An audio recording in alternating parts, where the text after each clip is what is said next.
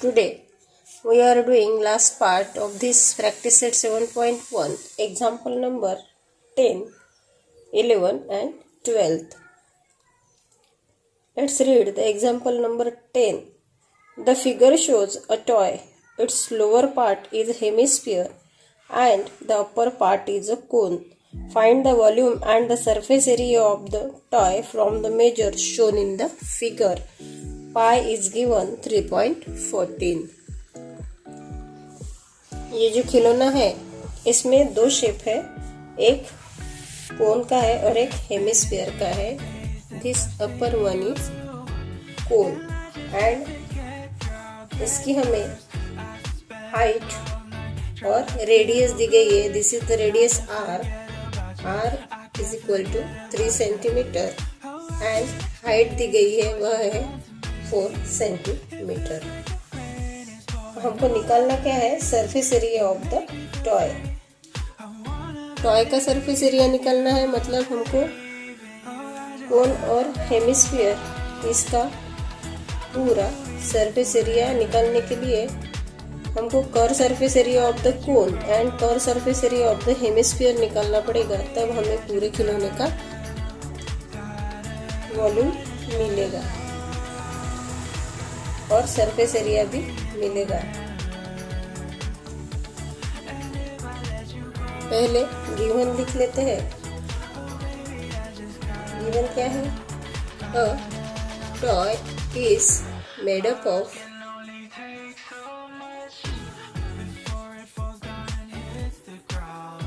a cone and a hemisphere. Hence, they have equal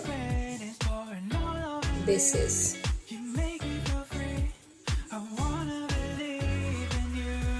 ये जो toy है यह कोन और हेमिस्फीयर ये दोनों को मिला के बना हुआ है, तो इसका बेस जो है वह भी इक्वल है.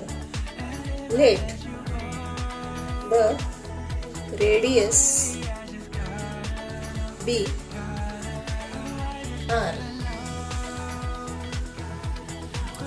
आर हमको कितनी दी गई है? R is equal to 3 centimetre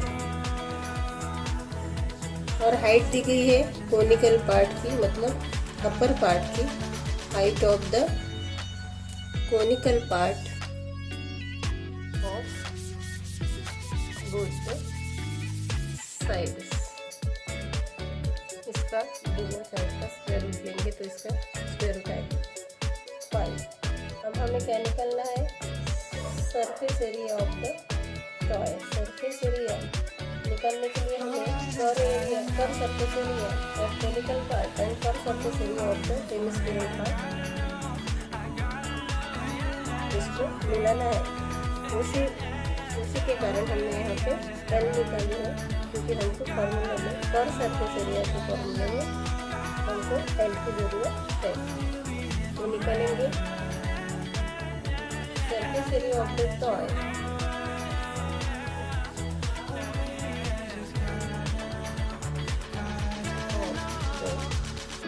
खिलौने का सरफेस एरिया निकालना is equal to curve surface area of the conical part plus curve surface area of the hemispherical part.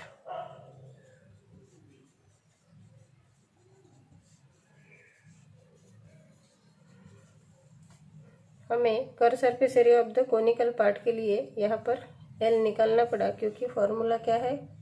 Pi r l plus curve surface area of the hemispherical part का formula है 2 pi r square. Pi r जो है वह common निकाल लेंगे. Pi r बचा l plus 2 r. Pi की value 3.14 into L जो है वह है आर जो है वह 3 है. 3.14 इंटू आर 3 और एल जो है वह दिया गया है 5 plus 2 into R is equal to 3, 5 plus 2 into 3, 2 into 3 is equal to 6 plus 5 11, hence 3.14 into 3 into 11, 3.14 into 33, 11 into 3 33, और इसका मल्टीप्लिकेशन करेंगे, आपको करके देखना है, वह आएगा 103.62 सेंटीमीटर स्क्वायर, क्योंकि एरिया है यहाँ पर आएगा सेंटीमीटर स्क्वायर। ये सरफेस एरिया हो गया। अब हमें निकालना है इसका वॉल्यूम। प्रॉब्लम में वॉल्यूम एंड सरफेस एरिया दोनों पूछा गया है। सरफेस एरिया हमने निकाल लिया, अब वॉल्यूम निकालेंगे। Volume of the toy. Volume of the toy निकालने के लिए हमें दोनों का वॉल्यूम प्लस करना पड़ेगा, मतलब volume of the conical part, ऊपर का conical part, plus volume of hemispherical part.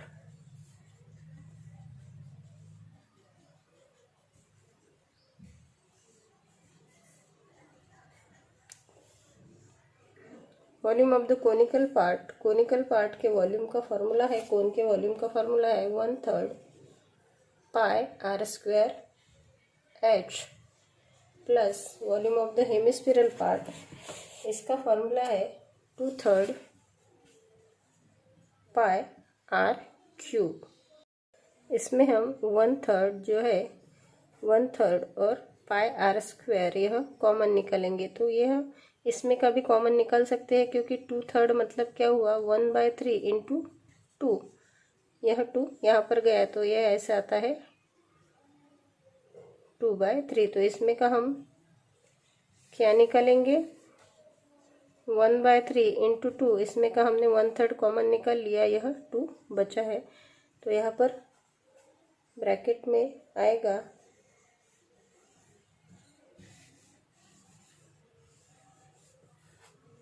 यहाँ पर बचा है h प्लस 2r, क्योंकि स्क्वायर तो निकल लिया, इसमें का एक r बचा है।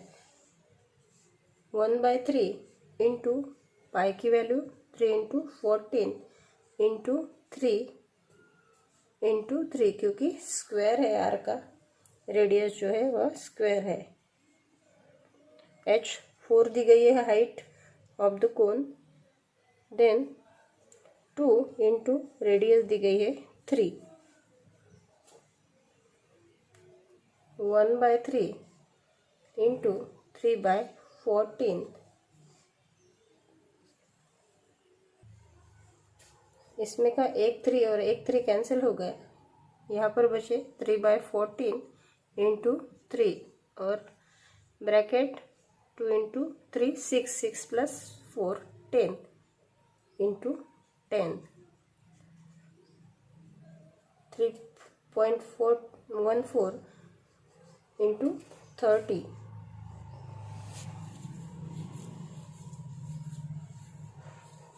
तो इसका 3.14 इंटू 3 इंटू 10, 10 से अगर 3.14 को मल्टीप्लाई किया तो यह जो डेसिमल पॉइंट है वह आगे जाएगा इंटू 3। तो यहाँ पर मल्टीप्लिकेशन कर लेते हैं, 3 4 jar 12, carry 1, 3 1 jar 3, carry 4, 3 3 jar 9, decimal point 94 centimetre cube volume. इस तरह से वॉल्यूम ऑफ द टॉय निकालने के लिए हमें volume of the conical part और यह हेमिस्फेरिकल पार्ट दोनों का वॉल्यूम निकालना है। उसके लिए सिर्फ हमें शेप जो है वह देख के करेक्ट फार्मूला डालना है। हमने वॉल्यूम के फार्मूले डाले और वहाँ पर वैल्यूज पुट की गई है, तो यह आंसर आ गया हमारा। फाइनल आंसर में हमें जो पूछा है वह लिखना है। फाइनल आंसर लिखेंगे, volume of the toy is 94.2 centimeter cube and the surface area of the toy is 103.62 centimeter square.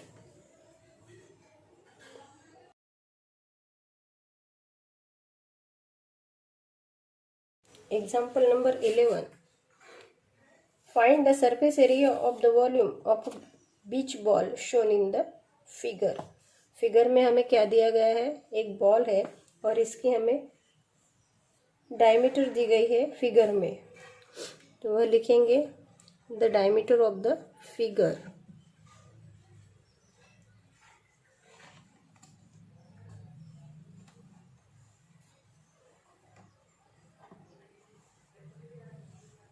The diameter of the figure is given.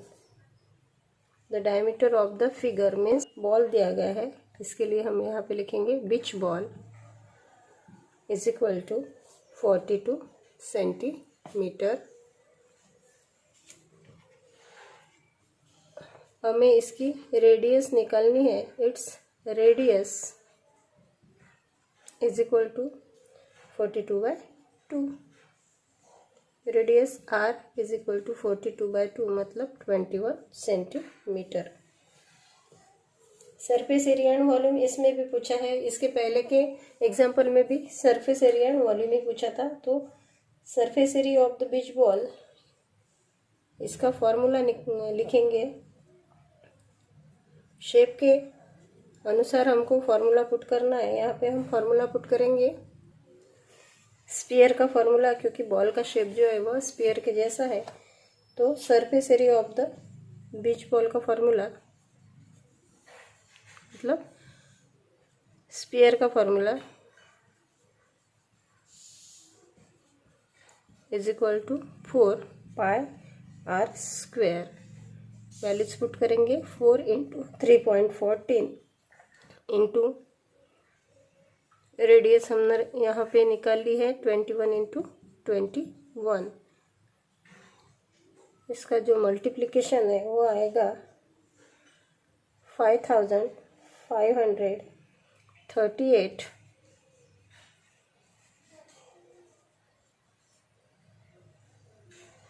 Plus 96 centimetre square.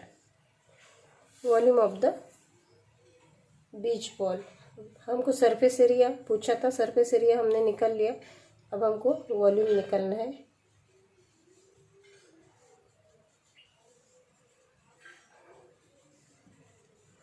Again हमको वॉल्यूम निकालने के लिए volume of the sphere का formula use करना है 4/3. मैं यहाँ पर लिख लेती हूँ ताकि इसके नीचे वैल्यूज पुट करने में हमें आसानी हो जाए. 4/3 πr क्यूब. तो 4/3 इंटू 3.14 इंटू r जो है वह है 21 इंटू 21 इंटू 21. यहाँ पे एक ही फिगर है, एक ही फिगर का हमें सरफेस एरिया और वॉल्यूम निकालना है. इसके पहले के एग्जांपल में हमने दो फिगर कंबाइन की गई थी. इसके लिए हमें उसमें दोनों शेप का वॉल्यूम निकाल के फिर हमको प्लस करना पड़ा. अब इसमें 3 7 21. अब क्या बचा 4 इंटू 3.14 इंटू 21 इंटू 21. इसका मल्टीप्लिकेशन करना है तो इसका आंसर आएगा 38,772.72 सेंटीमीटर क्यूब. बस यही हमारा वॉल्यूम और सरफेस एरिया का आंसर है. वह हमें सेंटेंस में लिखना है. Volume of the beach ball surface of the beach ball is 5538.38.96 centimeter square, and volume of the beach ball is 738. Volume of the beach ball is 38,772.72 centimeter cube. Next example, as shown in the figure, a cylindrical glass contains water. A metal sphere of diameter 2 cm is immersed in it. Find the volume of the water. इस diagram में एक जो cylinder दिया गया है, मतलब cylindrical shape का glass दिया गया है। इस ग्लास में जो वाटर है, उस वाटर में एक मेटेलिक स्फीयर भी है जिसका डायमीटर हमको 2 सेंटीमीटर दिया गया है। वो उसमें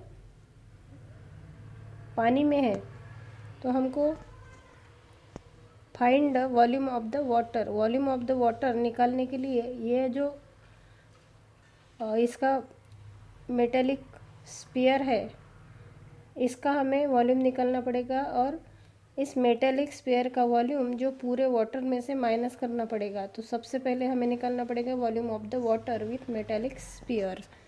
volume of the water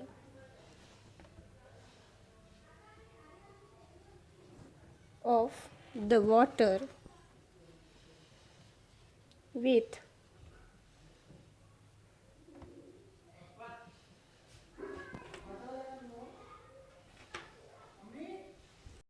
sphere immersed in it.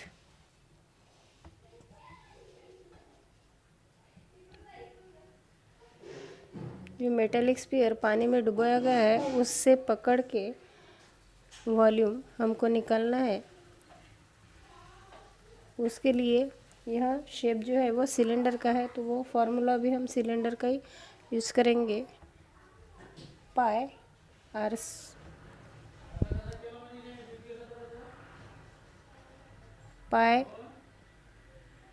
Square H. पाई यहाँ पर डायग्राम में रेडियस नहीं दी है, हमको डायमीटर जो है वह दिया गया है 14 सेंटीमीटर। तो डायमीटर से हाफ रेडियस होती है, तो इसके लिए हम यहाँ पे 7 × 7 लिखेंगे, इंटू एच। हाइट दी गई है हमें 30 सेंटीमीटर। पाई की वैल्यू हम नहीं निकालेंगे, और इसका मल्टीप्लिकेशन जो है वह आएगा 1470 पाई सेंटीमीटर क्यूब, क्योंकि वॉल्यूम जो है हमेशा हम क्यूब में निकालते हैं। अब ये हो गया पूरे वाटर का वॉल्यूम, जो मेटालिक बॉल उसमें है उसे मिला के। अब हमें जो मेटालिक स्फीयर है उसका अलग से वॉल्यूम निकालना पड़ेगा। वो निकालेंगे volume of the metallic sphere. Volume of the metallic sphere. अब स्फीयर का फॉर्मूला यहाँ पे लगेगा 4/3 पाई आर क्यूब। 4/3 इंटू पाई की वैल्यू हम नहीं लिखेंगे, इंटू आर यहाँ पे दिया गया है। रेडियस यो मेटालिक बॉल का जो रेडियस है वो दिया गया है 2, तो 2 का हाफ होगा 1। डायमीटर जो है वह दिया गया है। मेटालिक स्फीयर का डायमीटर 2 दिया गया है, और इसको हम रेडियस निकालने के लिए हाफ करेंगे तो ये 1 आएगा। हेंस यहाँ पे हम लिखेंगे 1 × 1 × 1, 4/3 पाई और 1.33 पाई सेंटीमीटर क्यूब। ये आ गया मेटेलिक स्फीयर का वॉल्यूम। हमने जो पूरे वाटर का वॉल्यूम निकला, उसे अगर हम इक्वेशन नंबर 1 दे दें और यहाँ पर इक्वेशन नंबर 2 अगर देंगे तो हमको आखिर में क्या फाइंड करना है, वॉल्यूम ऑफ द वाटर। सिर्फ वाटर का वॉल्यूम हमको फाइंड आउट करना है, मतलब हमको जो मेटेलिक स्फीयर है उसका वॉल्यूम पूरे वॉल्यूम में से निकालना पड़ेगा। तो वो निकालेंगे हम, subtract equation 2 from equation 1। Equation 2 equation 1 में से निकालेंगे इक्वेशन 1। इक्वेशन 2 में हमें क्या मिला है, पूरा वॉल्यूम निकालने के लिए हम लिखेंगे volume of water is equal to, equation number first में हमें मिला है 1470 पाई माइनस इक्वेशन नंबर 2 में हमें मिला है 1.33 पाई सेंटीमीटर क्यूब, क्योंकि दोनों ही वॉल्यूम है। इसका अगर सब्सट्रैक्शन करेंगे तो हमें मिलेगा 1468.67 pi centimetre cube. Final answer आएगा वॉल्यूम ऑफ वाटर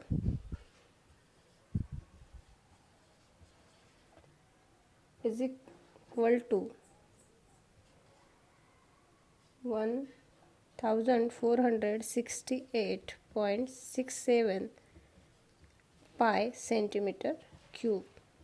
यहाँ पर हमारा प्रैक्टिस सेट 7.1 कंप्लीट हो गया।